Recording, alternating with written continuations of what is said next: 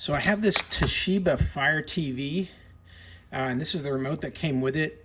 It's got all the standard FireTV functions plus some buttons down here, and it's got the voice remote capability. And then this thing just up and died.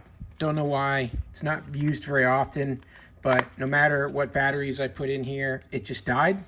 And so I just went and searched on the part number, which is at the very bottom corner here.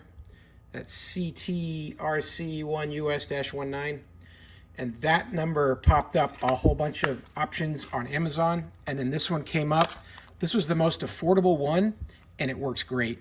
The only difference is between this remote and this one here is the search button. Here it's going to activate a search on the screen. It does not use the voice that this one here does. So I think that voice makes it probably a little more complicated. This is a very basic remote, has all the same functions as you can see there. But this one does not have the voice. So if you don't care about that, which I really don't, then for a very small amount of money, you can have one of these, and it's a direct replacement. You just put the batteries in and it starts to work. You don't have to do any programming. It knows that Toshiba signal, and it works with your Fire TV on the built-in Toshibas just perfect. So I definitely would recommend if you have a bad remote. Hope that helps. Have a great day.